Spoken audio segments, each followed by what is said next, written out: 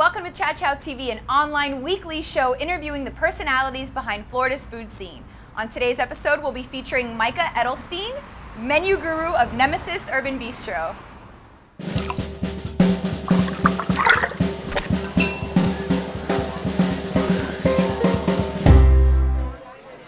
We're drinking a grapefruit and ginger beer, which is something I discovered to be amazingly yummy. It's only seasonal, but as I said, I will be buying a bunch of cases to keep it around. Keep this, not like summer in Florida stops, just when September starts. So. Exactly. Let's have a cheers. Yeah, yeah. Explain the concept behind neMesis, and not just the food, so touch upon the food, but also the name. neMesis got its origin back when I was executive chef over at Grass, and but I worked in the kitchen with some really great guys, and you know, we sort of made a plan or a pact, whatever you want to call it, that we would work together again. And the quote that's in the loo here, we always used to throw that around in the kitchen, because what else do you do when you're in the kitchen with a bunch of guys? Yes. You know, past vulgar quotes from movies. And that one sort of stuck, and we sort of said, oh, well, you know, when we get together again, it'll be neMesis, and it'll be our food, my way, no one pulling strings or telling you what to make. And as a chef, that's a huge freedom, but it's not something that a lot of chefs have, or you know, even have the ability to ever do in their lives, because it's tough to come up with enough money to make a restaurant on your own. I mean, this one is tiny, and I did everything here pretty much myself, so I was able to get by on a shoestring budget. And I don't have a lot of people working here. We have, you know, small staff, small space, so everything's, you know, it's never going to be a factory. It's just about us doing what we love, making really interesting food our way, and no one telling us what to do. That's great.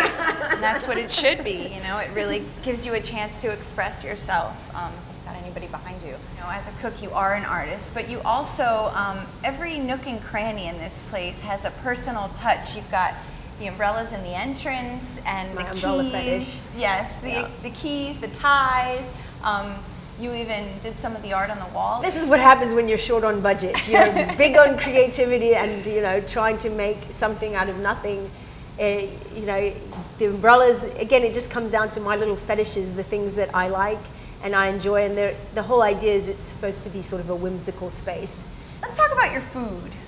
Your menu changes often, and right? Is that well? Safe We to have say? the small set menu, okay, because I know that familiarity is some, you know, there people is, like, and also those are my favorites. Those are the things that I personally and my guys, the ones that we could eat again and again and again. What are some of those?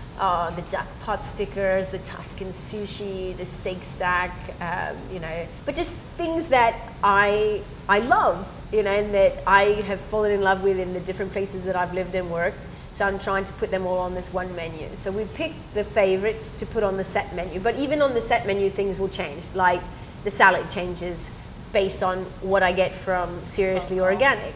And then the ice cream flavors, that's on the menu, but the flavors change all the time, again, based on what comes into the restaurant. You see starfruit, someone brought me a whole bunch of starfruit from their house.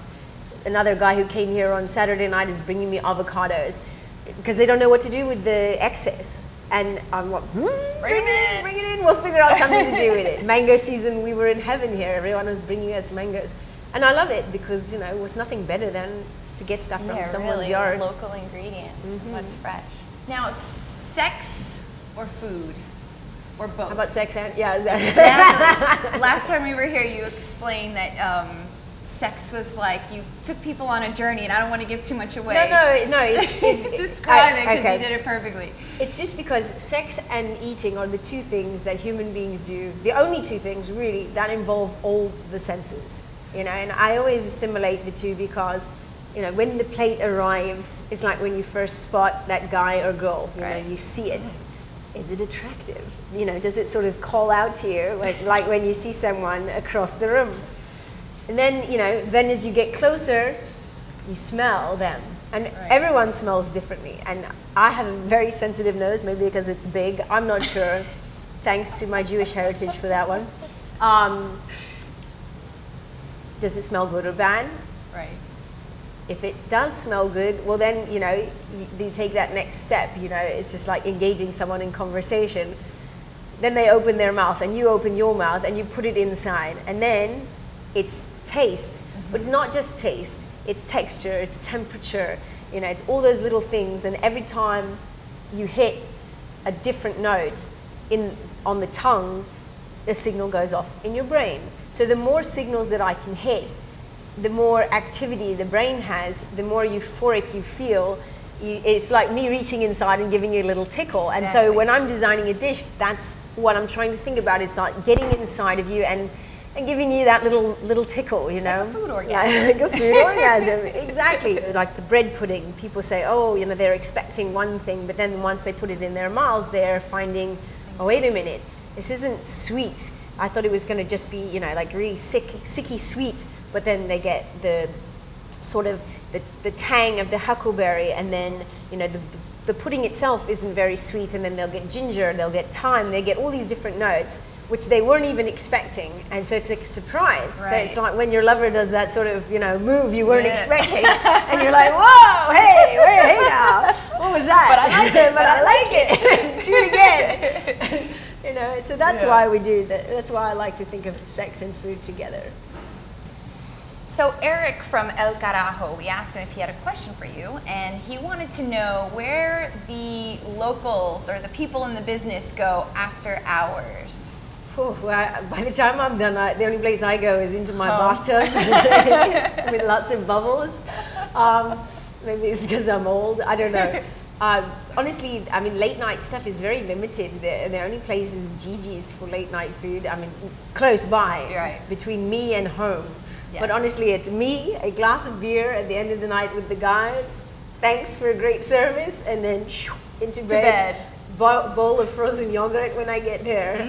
That's me. Cheers. We clearly didn't like this beer. No, I'm because gonna I'm finish going it to right finish. now. You know? Thank you.